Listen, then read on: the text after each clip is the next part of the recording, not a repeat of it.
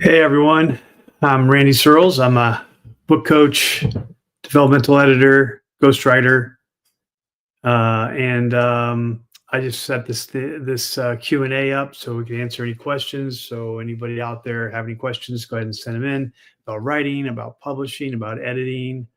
Um, Dan's a little late, but that's fine. We'll start without him. I got some things I want to talk about memoirs because uh, I get a lot of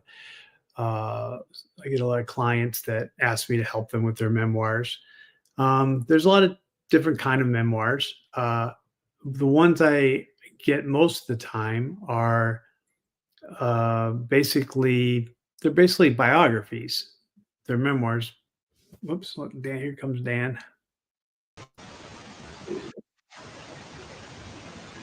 Hey, Dan. Can't hear you though.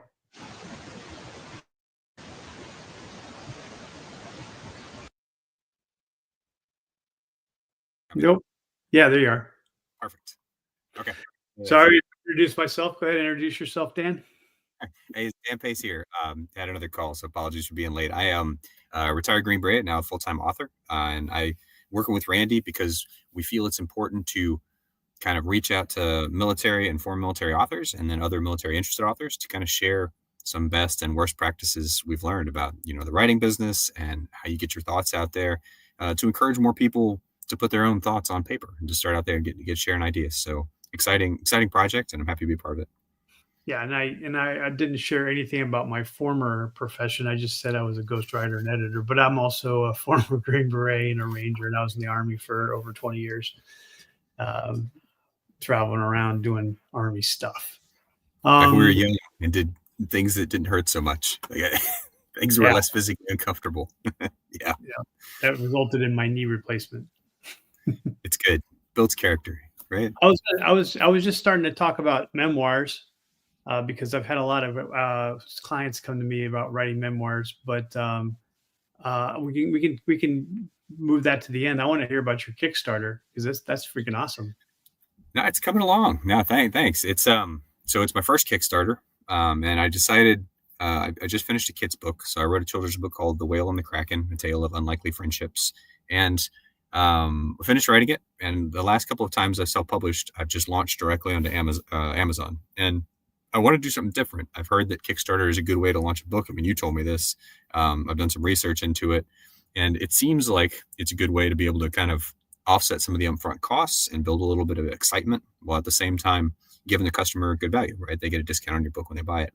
And honestly, it's been a lot of fun. So I went and did some research on how to put one together. I basically copied a lot of really successful ones. It's like, all right, how does their pledge model look? What do their tiers look like? I went into ChatGPT and asked some questions about how do you structure the cost for one of these things? Like, what do you really need to work in? And put all that together and then launched it. And then I supported it with a little bit of Facebook advertising, and it funded. It's at 75%. It's just over the 75% mark, and it's been up for just a few days. So I think it's going well, and I feel pretty strongly that it's going to fund successfully, and that's kind of given me the impetus to go out and do some of the other stuff, right? So I've been working on the deluxe hardback version. I've been putting together a lot of this stuff that normally I'd have to kind of wait for because there's just cost up front. But now that you've got a market, like, well, now I know I have enough people to justify the deluxe version. So I'm going to go and put the deluxe version now. And then that's going to deliver those people the book, but it's also going to get enough shelf stock there that I can take those and use them for future delivery. So I've been very happy with it so far. I would still like to tweak it and make it better, but it's a learning process. That's great. And so when you say like, "Hey, my goal is 2,000," if you get the 2,000, is your take home's not 2,000 because you have to do the printing of the books and stuff. So do you think your take home's like 50% of that or what? So yeah, roughly. So Kickstarter takes 5% straight up, just right off the top, right? So you lose 5% there. I'm probably going to spend a total of about $200 in advertising by the time it's done. So I would say there's another $200 gone to that. And then printing costs for a basic hardback are right at $8 a book. And then the deluxe edition is closer to $11 a book to print.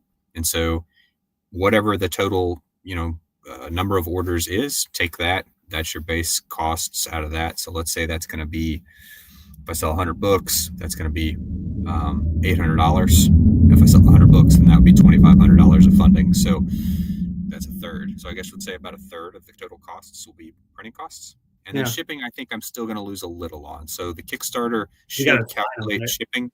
Yeah, I do. I ship them all here, and then I'm going to sign them. And so I'll have one lump shipping cost to be here, which basically I'll eat.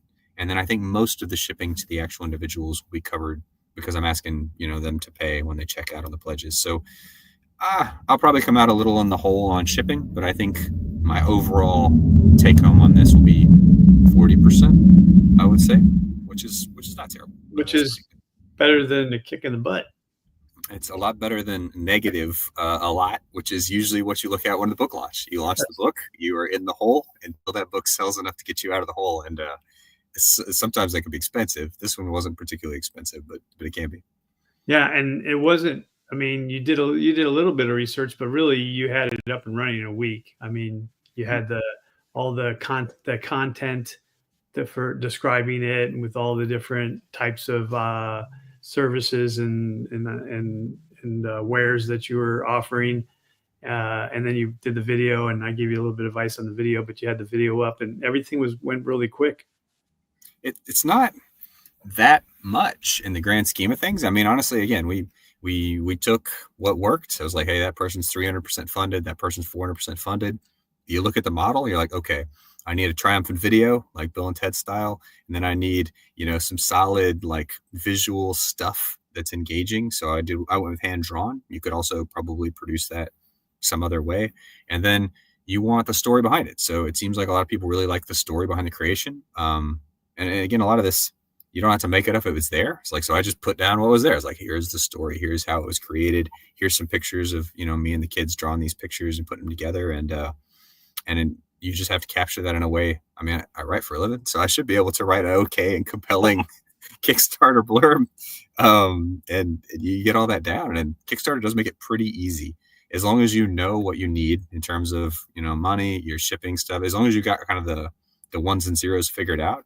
And honestly, ChatGPT was pretty good about, hey, look for these 7 things. Like, oh, so I go dig up the details on those 7 things. Like, okay, printing costs, shipping costs, Kickstarter fees, advertising fees. I mean, put that in Excel, figure out kind of what it's got to cost. And then, I still cut it back a little because I wanted the funding number to be a little bit lower than 2,200 was actually my probably best target. But I'm willing to accept a little bit of risk to ensure it funds.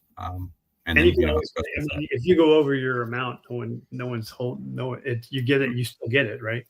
You do. You get to go. You can go as high as you want. You can fund thousands of percent. And if I end up with my garage full of books and I'm at the post office trying to ship all these thousands of books, that's the first world problems right there. It's a good problem to have. Yeah, that's a good problem to have. Fortunately, problems. Exactly. It will solve itself. But again, that's probably not going to happen. I would say if I sell 100 books on the Kickstarter, 150 books, I'd call that a pretty good win. I mean, honestly, for a launch, that's pretty solid. What are you at now? You're like 50 or 40 or something? Yeah, something like that. I could pull up the details because some people bought. I've had a couple of people buy the classroom package. So I have people bought. Yeah, one person did a large donation of 10. I've got 4 people that bought 5 each. So that's 30. Here we are doing public math. I've got another 36, 39. That was a really good idea. That was a really good idea. Do you think they're teachers? Do you know who they are? I know one of the people who did it. I don't know any of the others who did. And I think they're just people who would like a copy, but would like to do a donation and would like a school to kind of get their hands on this. I did contact a couple of friends who are teachers to ask if they'd be willing to receive the donations. And they're like, yeah, absolutely. My local library also does. So it's not hard to find recipients. And I think some people just like the idea, or maybe their kids are grown, maybe their kids are old now. They still like the idea of putting some books in schools. And I think it's a pretty good one. Cool. No, I'm glad. Yeah. And I took that classroom idea straight from a successful Kickstarter. I was like, oh, that's a great idea. Like, I mean, you don't want to just say buy 10 copies. Like, hey, you want to donate these copies to somebody else? Everybody wins, right? I mean, we sell books and the classroom gets books. So we actually did that with Ben Owen had a inspirational memoir where he was a drug addict and then he got clean and then he started this nonprofit in Memphis to help drug addicts. And it was buy one for someone in a halfway house. And so that, awesome. and that was a big hit. Yeah. So people would buy one for themselves and then they would, as you were checking out, they would say, would you like to buy one to donate to a halfway house? So that was actually really popular. And it was a really good idea. No, that's smart. I think with the upcoming memoir, I might look at a similar option for ROTC programs and say like, hey, buy one for a local JROTC program. Which again, it's kind of a two birds with one stone. I mean, you're getting a good book in the hands of, young people, but you're also, helping somebody feel good and selling books. So we'll see though. I don't know. A kid's book is a weirdly easier to kickstart for me. I think a memoir is going to be a little weirder, but I look forward to talking to you about figuring out how to make this successful. So did you notice any like internal organic Kickstarter marketing, or you think it's all your Facebook and your friends from whatever social media you're putting it on? It's a good question. There is data. I have not dissected the data enough to know how much Kickstarter's algorithm boosts it. It does. At least AI suggests that the more successful a Kickstarter is, the more Kickstarter internally boosts its kind of success, and so success drives success. So they do encourage you to get like a pretty strong personal, like, hey man, every friend and family that might buy a copy, have them come out day one. And I had a pretty good show in there. And so I think that means that Kickstarter now pushes it a little bit, but I expect to see more during the last week. That is the other piece of data they say, is that Kickstarter is super U-shaped. You get a lot in at front, you get a lot in at the back, and in the middle it kind of dribbles. And so I expect that the last 3 or 4 days, I will see a lot more push by Kickstarter to kind of make this thing go, especially if I'm, already at that funding number. So it's actually, so my son, who has a lot of experience in Kickstarter, said that they put out emails like, hey, new launches this week or something like that. And so that's why your first 3 days are kind of like really usually really strong. And then the last 3 days they say, hey, these are the ones that are ending soon. And so that's why you get the big push at the end.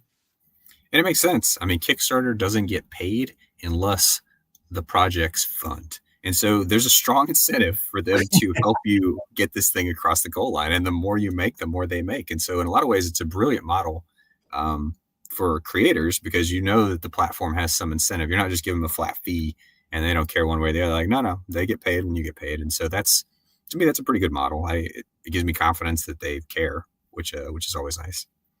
For your next one, since we mentioned it, because I don't think you have a digital book for this, do you? It doesn't really make much sense because it's a picture book. So the kids book, there is an ebook, because, I mean, why not? It doesn't. I mean, but I think that it's not gonna. I don't like kids, but I mean, to me, kids books are about putting books in front of kids, not more screen time. Like, I can watch screen on anything, but no, the hardback is definitely like the bread and butter. Now there's an ebook. If you want an ebook, you get it for free with the hardback anyway. And so I just put it in as kind of a throw in case you're looking at it. But I don't know. I don't find kids books on digits to be engaging, but maybe other people are different.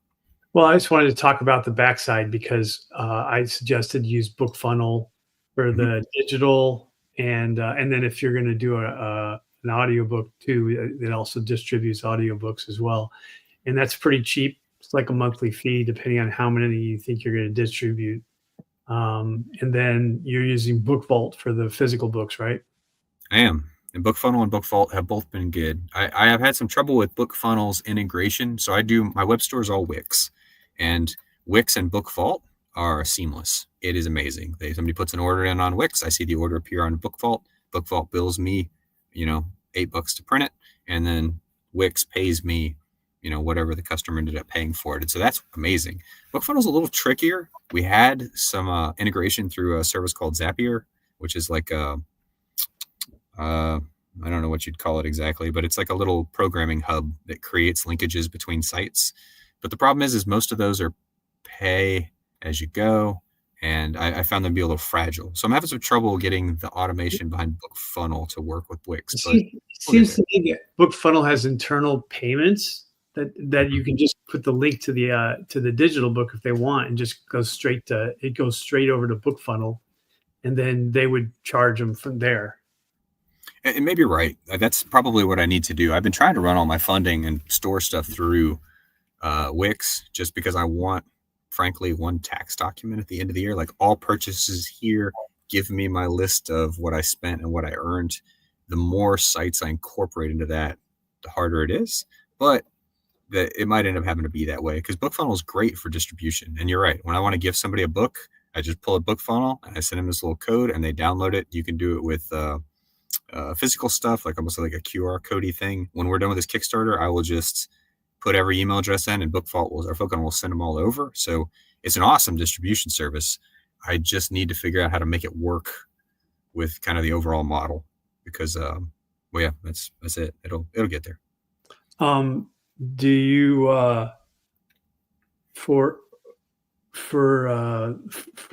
going to put it on Amazon at all after this whole thing's over?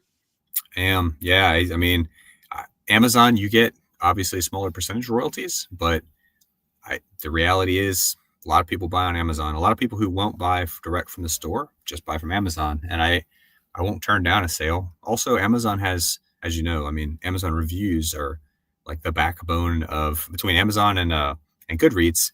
That's where you get people like seeing if your book is good or not. And so you've got to have Amazon reviews. And so it's going to be up on Amazon. If people choose to buy it there, it doesn't hurt my feelings, but it does mean that instead of $4 going on my pocket, about $30 goes in my pocket. So a little bit of a hit, but at the same time, it's a market share that I didn't have any other way. So can't really be upset.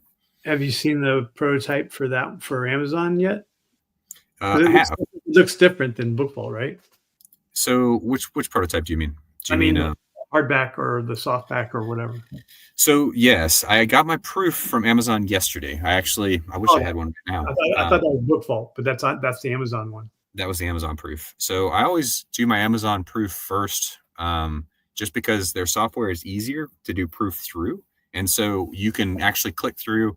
It's a lot better about detecting formatting problems. And so I clean formatted all the way through Amazon, and then I push over to BookVault. Their software is a little, frankly, just crappier. Like, you upload it, it's kind of slow. It's a little more unwieldy, but it's very polite because it's British. But then when you're done, it produces an excellent product. It's just their scrubbing software is worse. And so I use it through Amazon first. And I've gotten this is a thing we haven't talked about much, but I've gotten very sensitive about version control, because one thing that is a disaster with getting a book out there is version control. So it was what it was. I really struggled with this because I had a Word document that became a PDF, and then you'd run the PDF through Atticus to do the internal formatting, and then that would produce a PDF that I would use to format, to submit for Amazon and BookVault. But I was kind of sloppy, and so if you make a change in the first piece of text, getting it to tribble through all of that, and then once you hit Atticus, like, the formatting will sometimes shift. You'll lose a word from page to page, and then you have to create all of that again to get your PDF done. And it was actually kind of a snarl, and it took a lot of extra time. So this time, very conscious about version control. I did all of my formatting in one document. I got it to a final, and then I didn't touch anything on Amazon or BookVault until final edits on it were finished. Now there's always gonna be something, because that's just fortunately the nature of books, but it's at least 99% before I put anything into any of those systems. And it's been a lot cleaner. So what about ISBNs and copyright? So I use Bowker for ISBN. I don't know if there's I think it's the only thing to use. I think it's. I don't know. I never know what's like the only way, and just the way that I did it. But I have, you have to do an ISBN per version. So in the case of the Whale and the Kraken, 3 different ISBNs, right? I have an ebook, a hardback, and a deluxe hardback. You buy your ISBNs for all 3. You run those through. It's pretty straightforward. But again, so it's weird. The order becomes important. So you need an image for the cover, for that and for this, but because that generates the barcode. So once you get your cover image, you can generate your barcode. Your barcode, you have to hand back to the cover artist so he can put the barcode on the cover in the approved Amazon template. So it becomes this weird, like, chicken and egg circle of, like, okay, line it all out, get all the little pieces, put them all together. I have submitted for does the artist have to do a different one for BookVault? Is it in a different place? So the same template in the books I've used, I'm careful on size for the same mistakes as last time, right? Last time I did a different size with the two publishers. And it was dumb. I had to reformat everything and it was just painful. And so I've used exactly the same, I think it's British Royal style, same. It's like 6.19 by 9.2 or something inches. And I use the exact one. So the cover template, I mean, it's maybe like half a centimeter different around the edge, but it's unnoticeable, at least to me. And so same template saves the cover artist some pain, because that is a thing you cannot do yourself, or at least you can't do well yourself. That cover template, it's got to be a Adobe Pro. Not a graphic artist, don't do your cover. Even if you think you can make the image look nice, you're not going to get the template specifications tight enough that Amazon won't filter scrub it out, because the spine's got to be exactly this width, which is determined. This is another complexity. It's determined by your page count. So until your final edits are back, you don't know if you're 10 pages under, which reduces the width of your spine by a millimeter, which means your cover template's invalid. And so you do have to process flow this whole thing out, or you end up having to rework it a lot, and then you piss your cover artist off, you piss your editor off. So you gotta just be sensitive to the order things happen in. Did you get a copyright through Library of Congress too, or no? So I've submitted a copyright for my last one. I have not submitted for The Whale and the Kraken yet. You get a basic copyright for free. By publishing the book, it is by default copyrighted. The question I'm bumping into is I need to figure out, do I need to copyright all the characters separately? Because if you want to someday, let's say you want to sell a t-shirt that has Jimmy the Whale on it. Well, anybody can sell a t-shirt with Jimmy the Whale on it if you just have your book copyright. And if you haven't copyrighted the character, you have no exclusivity in your ability to sell any merchandise related to it. And that's some weird, businessy side of writing stuff, but it's just a thing that you have to kind of. I think you're conflating copyright and trademark. It's possible I am. It's possible. Again, I'm no pro in all this stuff. You have to trademark your characters, like Mickey Mouse and Donald Duck. Those are all trademarked. So I know that the site that I went through to do trademarking for my publication logo, which is it's relatively expensive. It's $250 a logo per category to submit all those. And I did that. And then, copywriting was Library of Congress. I think you're right. Again, some of this has been a minute. I haven't done it all for the new book yet, so I'm a little rusty. It copyrights the content, which is all. The problem with the copyright, it's not a problem, but the thing is, it's cost so much money to challenge someone if they decided to copy your book, that you're like, I sold 100 copies. Am I going to pay a lawyer $2,000 for some other guy who made, $30 off my book? Or so you get into that with trademarks too, right? In terms of is this IP valuable enough to be worth $250? Is it worth, if somebody, like you said, if somebody on AliExpress creates Jimmy the Whale t-shirts, what am I really going to do about it, right? I don't have the resources to get a lawyer to challenge. It's just state protection, but then it becomes a pride and a 6-7. It becomes I had the same. Well, my wife's an artist, and she makes all her stuff she makes pottery, and she inlays it with precious metals, and it's all handcrafted. And she has, 15, 20,000 followers on social media and she makes 15, 20 items a month. And she has a sale at the end of every month, and they sell out in 5 minutes. And it's really on Etsy, right? And Etsy has the motivation sound. It's like ting, ting, ting, ting, ting, ting, ting, ting, ting, ting, ting. The first time I heard it, I was like, "What's going on?" It's people are buying my stuff.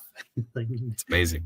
And and then she found, or someone showed her, or she found her exact art on Alibaba or whatever it's called, right? And she was really upset because it's her original. She made it, and now people are, making, machine generated, AI generated stuff and selling it as, for a lot less than her. Yep. And it was an emotional moment for her. And, I was at the end, I was like, it doesn't affect your bottom line for money. Now I know it affects you because it's yours. I get that. But it doesn't affect your bottom line because you have 20,000 followers and you can only sell at 15 every month. And so you're never going to sell enough to meet and everything's unique and changes. So you're never going to run out of sales for what you want, what people want, your handmade stuff. And the people who are looking for the $5, knockoffs because they like it aren't going to pay your prices for your hand stuff. So they're different clients. And so, I mean, it's hard because it's her intellectual property and she was really upset about it. But in the end, I think we came to terms with what she wanted to do. I mean, there wasn't anything she could do anyway, but we had to just like stop thinking about it because. Yeah. So it gets back to like, stoicism, right? Like, hey, is this in the bin of things I can control or things I cannot? And you have no ability to fix it. And so I can already foresee that would be super frustrating. Like if the Whale of the Kraken became a thing and people loved it and it became, you can bet your butt there's going to be people making Whale of the Kraken t-shirts and stuffed animals and everything else. They're going to be all over everywhere. And there's not a thing you could do about it. You could try to police all that up, but then where are you putting your time? Exactly. And where do you I think you just have to sell the genuine stuff yourself, just like you are with you're talking about with your wife, right? Like you sell your stuff, the people that are interested will buy it from you. You're probably going to do fine. But you think Matt Groening doesn't see lots of Simpsons stuff? Like, I mean, there's so much Simpsons ripoff stuff in the last 30 years that, I mean, he's probably lost millions and millions and millions of dollars, but well, that's the question. Did he lose it, or they were selling it at such a low price point that he was like, whatever? That's true. I mean, every person who's bought a bootleg concept anyway. It's just like the people who buy stuff in Disney World. Like those people are going to buy it at Disney World. They want the original stuff, but you could buy a knockoff somewhere in South Korea or something. I mean, I got a bootleg Metallica t-shirt the first time I went to a Metallica concert back in like 93 because I was poor and it's like, well, $10 t-shirt or a $30 t-shirt, like 10 wins every time. But is that the wrong answer? I'm sure it is. And but you can't do anything about it anyway. Like it's gonna happen. It's a rich people problem.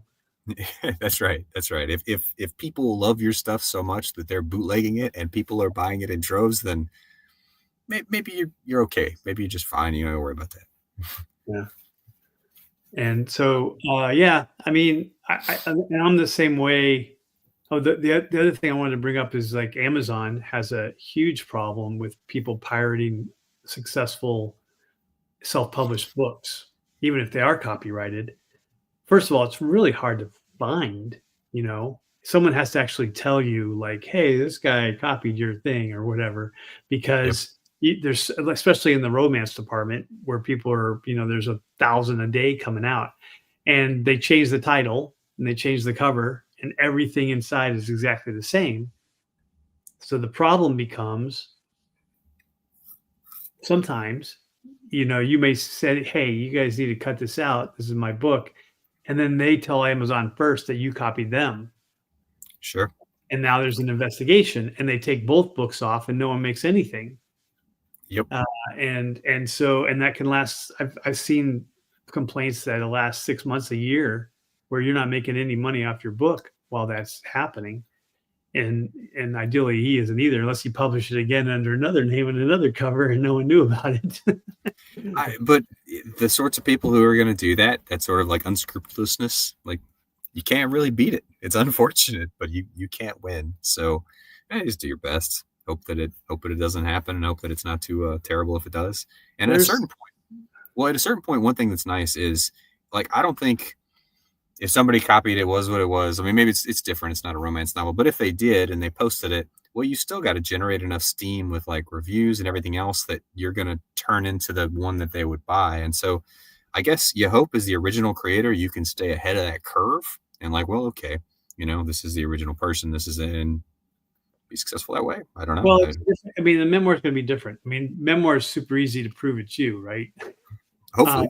When you write the fiction, though, there's so many similar plots and stuff like that sometimes you'll read a book and it's like, this plot's the same as that other book, but it's got like different characters and a different setting and everything like that, and no one's gonna fight that. But it's when they don't even try, right? They just like, oh, this is they copy the exact content in there and change the name of the book or something like that. Yeah. That's what really pisses off the people. I mean, there's a lot of people trying to take the easy way out with AI, especially. But there was another article not too long ago where this woman had a book deal, and she made like 50 fake emails and went into Goodreads and all her competitors and said, "This is trash. This book is so much better." She, like talking up her book and Yep. trashing all her competitors.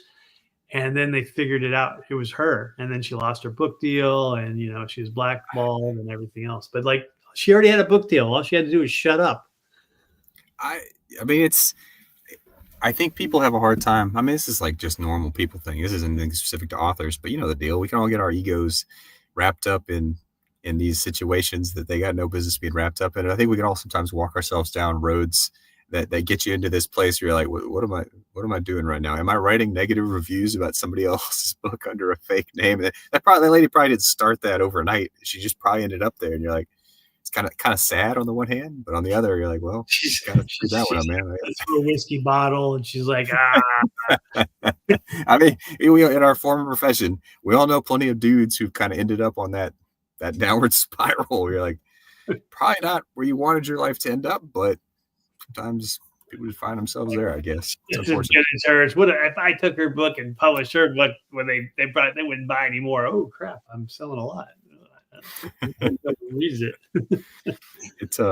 It's rough, man. But again, this is like the super, super dirty side of the business. If you're successful enough that becomes a problem, I guess, one day in years, me and you can sit on this show, or you and I can sit in the show, and we could talk about how to solve those problems when you're like the next tier writer that has right now don't have enough exposure for that to even be a drop in the bucket problem. So maybe we'll get there someday. Yeah. Well, good luck on your Kickstarter. I'm looking forward to seeing it like a month from now and see where you're at. That'd be great. No, thanks, man. It's got 20 days left. I think it's going to fund. And the question then becomes, like, how do you drive, I guess, after funding stuff? Like I kind of want to, order a set of vinyl stickers and like do those as throw-ins. Like, hey, it's awesome. We made this. You want to go and do this? And I want to get that deluxe edition rolled out to kind of show it off a little, because it's weird. It's a lot more exciting than a book launch, if that makes sense. And maybe a book launch is more exciting if you know how to do it better. But Kickstarter gives you this platform where you can post an update every day, and you can show the work you're doing. You can show all the stuff that has kind of come together. I imagine if I were smarter, you could link it to, I'm going to try and create a TikTok video, like reading a chapter, and then link that into one of the updates to kind of reading the first chapter. I'm going to see if we can make this circle work. That's really don't know. I don't know. But I feel that Kickstarter gives you this energy that's pretty cool. Like it's people get updates, they get excited, they like the stuff, they like the add-ons, and I kind of like it. And the question is, is it either cheesy or is it gonna work? And I don't know yet, but it feels good so far. Yeah, and I think your video was really good. My wife, I showed my wife, was like, "What do you think?" She's like, I mean, is it always so unprofessionally done? I was like, whoa. What do you mean by that? And he's like, well, it's got this gray background, and he's just talking. And I was like, well, Kickstarter is about authenticity. I mean, I guess there's some people that are out there paying for professional, getting it all right and editing and stuff. But most of the people who come on Kickstarter want authentic things from authentic content creators, for lack of a better word, whether it's a book or a song or a game or whatever. And they want to know that people are enthusiastic about it, and the stories behind it. And that's why they support these Kickstarter things. That's the whole purpose. It's not another Amazon, Alibaba. You're not just sell. You're selling your creation, and you have a vested interest in other people liking it. And that's what the attraction of Kickstarter is. No, I completely agree.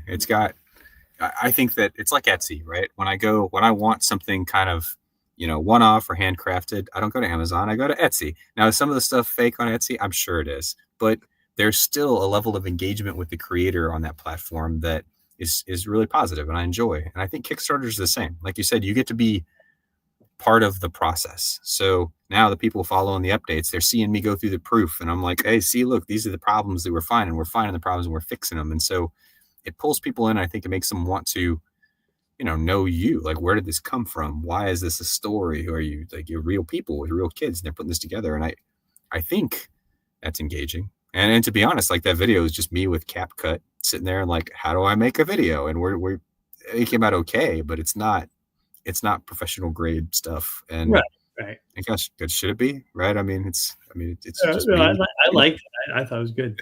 Especially when you added the wall in the beginning. I thought that was perfect. I've had tons of feedback on that wall. People are like, oh, I know that wall. That's a great wall. I can't believe you made a story based on that thing. But it's good, especially locally. It really resonates because people drive past that wall all the time. And you're like, wow, well, what is up with the whale and the Kraken? I never noticed the Kraken. But I was driving. No one like pointed it out to me. I'm driving. I just saw five kids in the van. They notice. And they're like, whale and the Kraken. And they're like, okay, let's argue about it for a while. Friends, enemies, frenemies, we're not sure. But now we know. It's solved. Yeah, that's good. I guess the other topic I started, we can go back to, and we've talked about this a little bit before about the different kinds of memoirs. Like you wrote a memoir, which is a specific part of your life because you wanted to talk about the war in Iraq and your experience and how it was different than a lot of the articles and books and movies that you'd seen. And that's why you wrote it. But I get a lot, like probably 80% of the people that come to me want help writing it's not it's a memoir, but it's their biography. It's like life story, birth to present day. And a lot of them are older. So it's birth to, it's 0 to 75 years old sometimes. And, and I'm just like, okay. And they're like, yeah, and I want to get it published. And I'm just like, so the reality, and if we're talking just the vets right now, but the reality is true for even civilian ones. The military memoir is like, it's stacked out. Like for the last 25 years, people have been coming out of the Army and writing their memoir about everything they did in the war and before the war and stuff like that. So there's just not a lot of people running around in the biography book, in the bookstore, in the memoir section going like, where's my next memoir I want to read? Yep. Most people are, they're seeing it something that resonates with them on social media because someone paid for some advertising dollars and they're like, that's an interesting story. I hadn't really thought about that.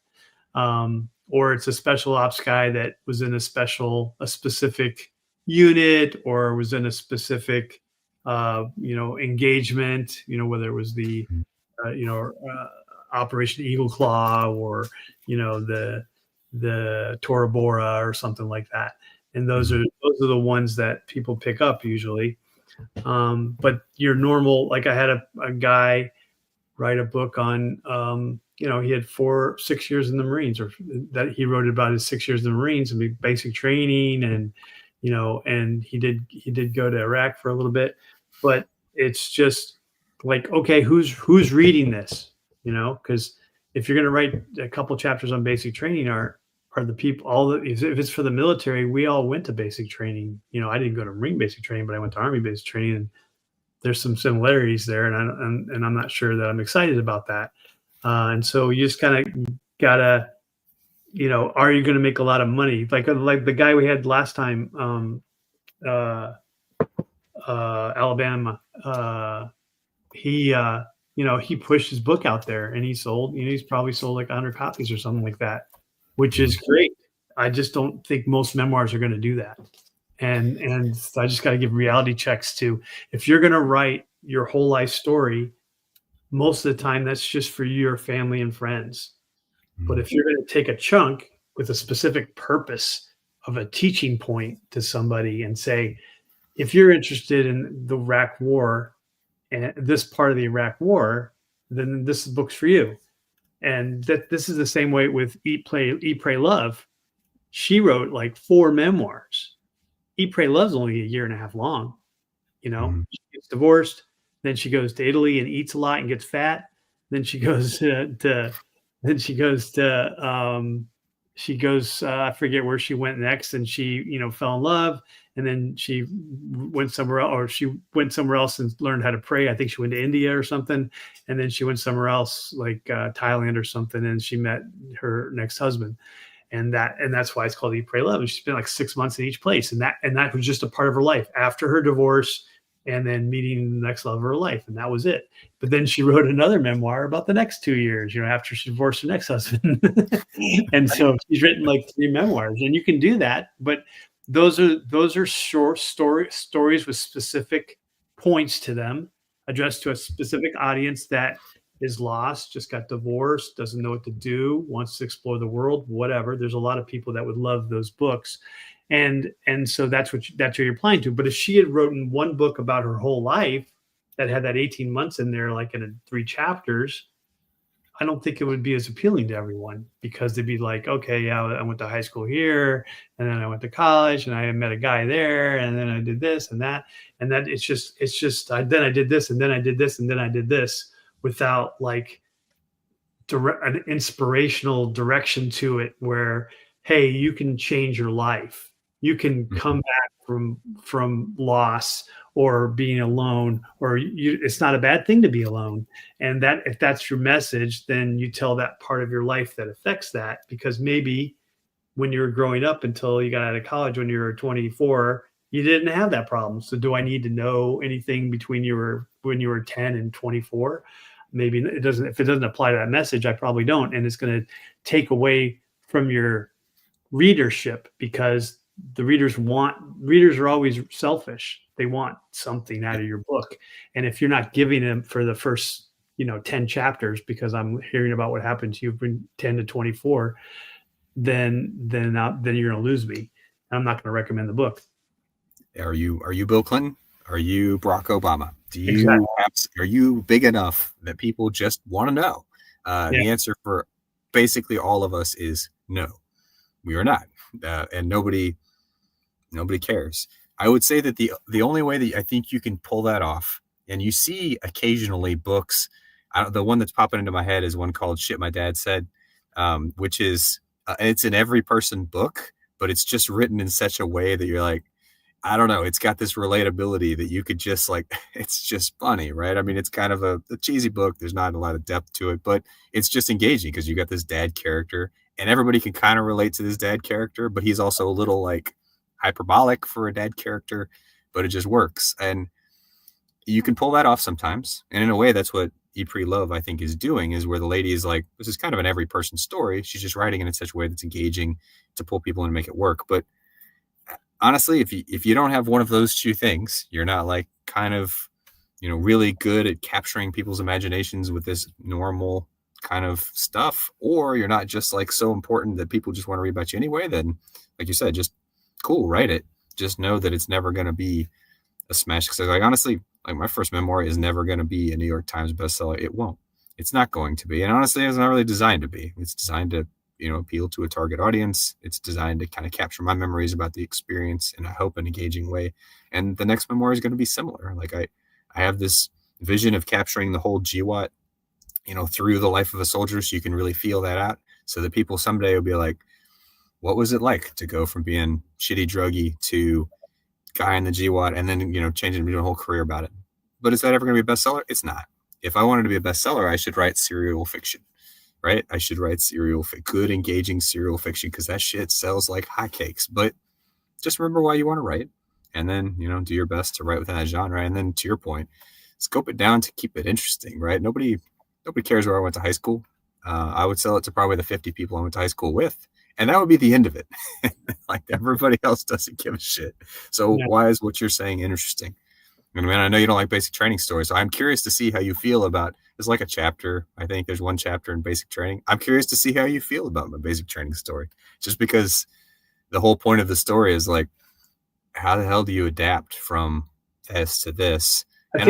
Is it engaging? I think that there's something to be said that there's not a lot of well-written enlisted books that are like junior enlisted, like someone who got out at no more than the E5 or E6. The only ones that I've ever read are I've read some that are complaining about something, some injustice. Okay. Sure. The yellow And bird, right? There's always the yellow bird.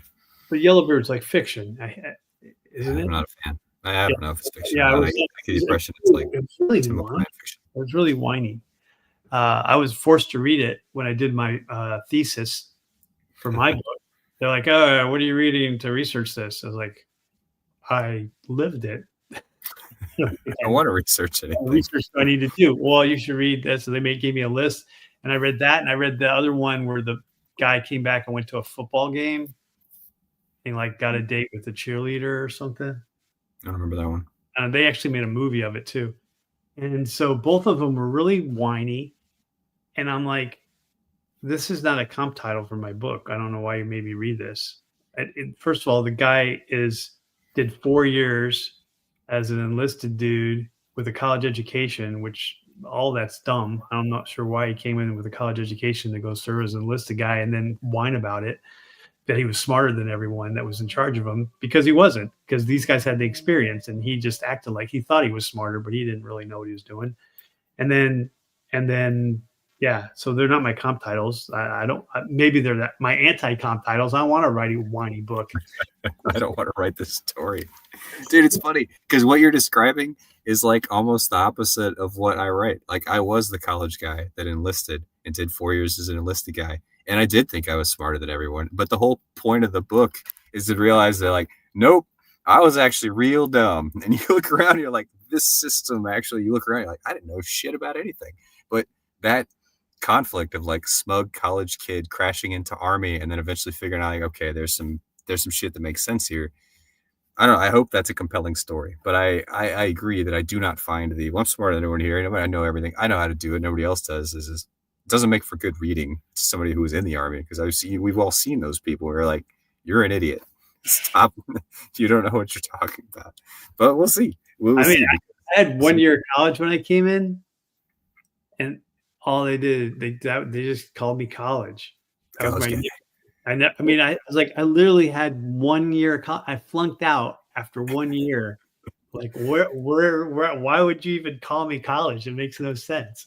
But see, that right there, to me, that's the part of the story that is the most fun to capture, is like when you stumble into the army and you get into lower enlisted life, your initial reaction is like, where the fuck did these people come from? Like, what rock did they scrape and pick up to find all of these people around me? But then as you get into it, you realize there's actually a lot of goodness there. There's just a lot of like direct crudity that it's hard to wrap your head around at first. And I really want to bring that to life. Like, to me, that magic of the secret sauce of being a private is like, it's, 2 parts shit and 1 part shine. And together you get this kind of awesome community of like, how the fuck does this work? And I want to capture that. But a lot of times, I don't know how the guy who did Stripes got it so right. He did. He nailed it, right? He just nailed it. There's always there's one of each of those guys in every freaking platoon in basic training. Yep. And you got your Psycho, and you got your Token Cat guy, and you got it's just great. You even have your Bill Murray, right? It's yeah. And so I had the best battle buddy. His name was Ralph. And his last name started with an S, because that's why we were bunk buddies, because there's all alphabetical order, right? Right next to each other. Yep. And in the end, I was like the platoon leader or platoon guide or whatever it's called.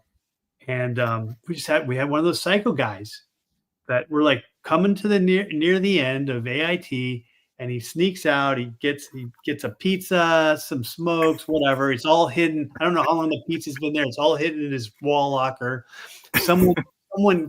Someone catches him sneaking a piece of like 5-day-old pizza in there, and he calls him out, and there's a scuffle, and I walk up and I'm like, what are you doing, man? Get rid of all of it. He's like, you're not the boss here. It's like, well, actually, I am. You're in the army. It's actually real clear who your boss is. And so he started. I'd only been in one fight in my whole life, and I lost. And so now I'm here, standing up to this guy who's obviously a psycho. He's like carved in his face. He's just crazy.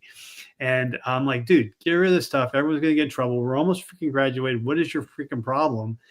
And he bowed up to me and got real close. And I just stood there with my hands down like an idiot. And my bunkmate was a scrapper. And his fist just came right past my ear, went bam, and knocked that guy out. and, and then he went. We had to call the freaking the drill sergeant just because he was knocked on his ass. We had to get him some help, and then he reported it. And they brought him there. He's like, "What happened?" He's like, "He had a fucking pizza. He had this in his locker." He's like, yeah. But who started the fight? I was like, "What fight?" And they're like, "Yeah." I was like, "I don't know. How can you not?" I was standing right in front of him talking to him, and then he was on the ground. That's all I know. He's like, "Come on." I was like, "I'm serious." Like a fucking fist came from behind me. I don't know. Those stories, to me, those stories do make for a compelling story. If you can capture them right, if you can bring the reader in to this like insane world, like 99% of people do not experience this. And the 1% of people who experience it, just like we're doing now, I think enjoy reliving it a little bit. Like, what the fuck? Because it's kind of fun to look back on. And so if you can really capture that and like, you know, get that blood on the page and pull the person into it, Yeah. my hope is that you can actually make that a pretty good story. But you know what? You're going to be reading my manuscript soon, so you can tell me if I made it a compelling story or not. But I'm starting to read it today. My plan is I'm trying to finish it before the first week of December. There's too much in part one. Like there is too much in part one, and I know this. So I look forward to hearing what you would cut to make the story flow to get to part two, which is like wartime. Part two and part three is all the war. Part one is everything leading up to September 11th and through like the September 11th deployment, but it's like not that worry. And so how do you communicate that? And I think probably 70% of what's there now. If I had to guess, I would guess that probably like half a dozen scenes got to go. But I look forward to seeing what resonates and what doesn't to tell the story we're telling right now. Like, when do you tell a story about the party where the chick starts stripping and you're just like, we gotta get the fuck out of here, and you leave and everybody's drunk as fuck, and like, when does that value added, and when is it like, okay, you already got that clear, I get it, they're fucked up, so I don't know, I look forward to it. I get like a lot of people say, well, you're a writer, when are you going to write your story? I was like, I've written enough biographies and memoirs to know that I don't think there's a audience for mine. Maybe not for my whole story. Maybe. I don't know. I don't know what the message would be, but I did live literally half my career was before 9/11 and half was after. But all of it was special ops, which I know is completely different than the regular Army. I don't know that, but I assume from the stories I've heard that it is very significantly different than the regular Army. So I have no idea what the regular Army's like sometimes. I mean, I've read a lot of bios about it, and I'm like, I didn't have that problem.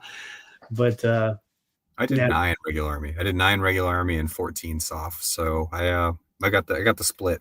But now, one thing I would love, this is like future us, I would love, when I'm going to write, I got to finish this trilogy, and then I want to write a collection of short stories called Over a Beer. And I want it to be a collection of one-off stories from other dudes from the beginning, middle, and end of the GWOT. So you can see what everybody else was doing while you're following this one dude's account. Now, like, what about the guy who was in Africa? What about the guy who was flying Blackhawks? I would love to get one of your GWOT stories, because everybody's got at least a couple of really like, what the fuck, this was amazing stories, just a couple, and like throw those on paper in there. They're just like your Iraq thing. They're not crazy like war stories. Like, 'cause people write those short stories all the time. They get published in magazines and books and stuff. Tora Bora, whatever the last campaign was, Anaconda, whatever. But my stories are just like, what were they thinking? Why? How did we get to this depravity, or this like where the units are fighting over like Gatorade in the chow hall? I'm like, what are we doing? Yeah. Why do we even have Gatorade? Dump all the Gatorade. That solves the problem. Cut the baby in half. No one gets Gatorade. But that's what Tim O'Brien does really, really well, is he captures war, all of the facets of war. And that is, I'm not Tim O'Brien, but one of the things I aspire to do is to capture the good, the bad, and the ugly of war. Like, here is some awesome heroic shit. Here's some moments of awesomeness. Here's some really terrible, heart-rending shit. But then there's also a lot of just like, what the fuck? And war is all of that. And so a book that captures it should capture all of those things. Like, I had a buddy who found the city of the midgets in Iraq. Like he was out there doing his thing, and somehow Saddam had like put all the midgets in one place, and he thought they were kids or something, and he found it. It's like it was this weird ass story of like, what the fuck? That's really weird, because I was kind of working in charge of, or at least a advisor on drone operations. Mhm. And we had a drone, and we had to have the drone like 24-hour eyes on. If there was, a storm, or one of the drones was late and you had a lapse, then you had to start over, and they had to look at it for 24 hours to make sure no women or children were there. And we did it, and they knew there was a bad guy in there. And the guy in charge who was making the decision was like, he's like, hey, we saw some kids come out. I was like, how do we know they were kids? He's like, well, what do you mean? He's like, but it could be midgets. And at the time, I was like, what is this guy talking about? I didn't know there was a city of midgets that they recruited from.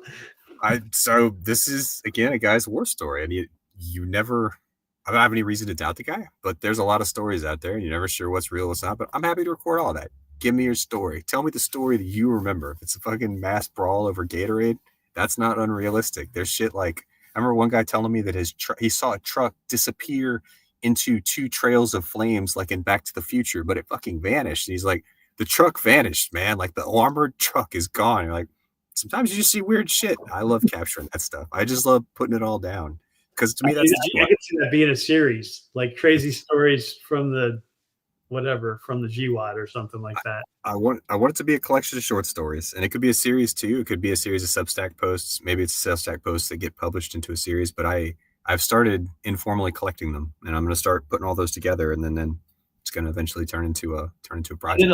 I've done a lot of interviews too with people.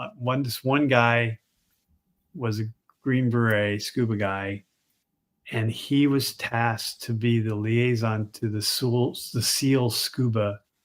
No, the SEAL scuba and Halo thing they were doing over there. Mm-hmm. And he's just like, he had like, all right, dude, we need some like SOPs, and we need some, we can't just be like willy-dilly doing stuff here. Yep.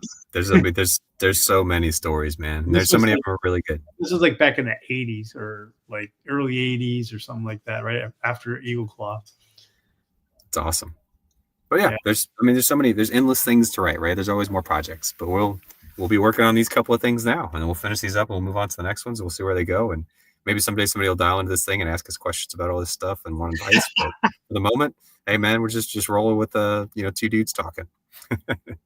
All right, man. I guess we can end this right now. Thanks for joining us, everyone. Join us next week, same time, 4 o'clock Central, 5 o'clock Eastern, and have a great Thanksgiving. Yeah, likewise. Thanks, Randy. I appreciate it, man. Good times. See you later, buddy.